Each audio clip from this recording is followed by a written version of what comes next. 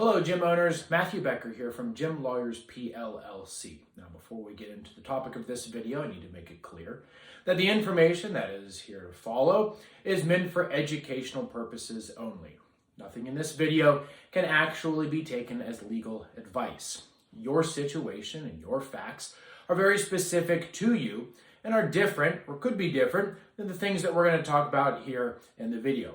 Therefore, if you have any questions about how the law applies to your individual situation, feel free to reach out to us at gymlawyers.com. The topic of this video today is one that is pretty near and dear to my heart because it's one that I have experienced myself. I'm a gym owner like you, and I've owned my gym since 2013. Therefore, a lot of the things that we've talked about or that we talk about in these videos are things that I have experienced personally. I'd also like to thank Affiliate Guard for reaching out and suggesting the topic of this video. Affiliate Guard is a leading insurance provider for micro gyms who understands the unique needs of micro gyms like the one that you own and the one that I own, and they have policies designed for those specific needs. So, here's the factual scenario. Let's assume you want to go out and open up a gym. Usually, in this factual scenario, the gym that we're opening is more of a CrossFit type related gym. A lot of the legal issues we talk about could apply to any type of gym or fitness facility, whether it's CrossFit or yoga, powerlifting, Pilates, those sorts of things. But this one is typically going to be something like a CrossFit related facility or other like functional fitness facility, primarily where you're going to be doing things inside the gym, but then also outside of the physical space. So you want to open up a CrossFit type gym. You search around, you find a location, and you find a location that you particularly like because it has a parking lot attached to it. Not so much that you can provide parking for your members, that's a great little perk, but more so that you have a safe running space for your members. Because you can have them leave the gym and have them run around the parking lot as opposed to sending them out on the road where you really have to worry about them and cars and everybody else. So you talk to the landlord, you meet with the landlord, and you ultimately decide to enter a commercial lease for this property. You open up your business, you start growing your membership, maybe you start to see some success. But then ultimately, you send your members out for that run. Maybe the weather is getting warmed up if you opened up in like the middle of winter, and you hit that first running workout of the year, everybody's pumped and excited, and you send them out. So they end up doing their workout, and in the middle of the workout, they leave the gym, and they go run around the parking lot. They come back in. You've reminded them to watch out for cars because it is a parking lot, but you assume, reasonable driver is going to be able to watch runners, and runners are going to be able to watch out for cars, and everybody will be safe. Everything seems to go smoothly, but then in the middle of the afternoon, you get a phone call from your landlord. And the landlord, he or she says, "Hey, gym owner, your people were apparently running around the parking lot today, and it was like 5:30 in the morning and it was dark out, and there were other tenants in your building and they're a little bit shaky about people running around the parking lot. I checked with my insurance company and my insurance company doesn't really like it. The other tenants in the building don't really like it, so you're not going to be able to run outside." Oh boy. Now what? Really?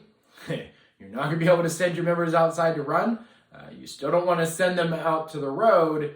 You might have to, but now that parking lot is completely inaccessible to you for running workouts. So what do? You're just not going to use or design workouts that allow your members to run outside? This is going to create a big problem. Like I said, this is one that I have faced personally. When I moved my gym to our current space, we told the landlord that we were going to run outside. He thought it was okay, but then the other tenants in the building started to complain. And when they started to complain, the landlord came back to me and said, "You can't run around the parking lot."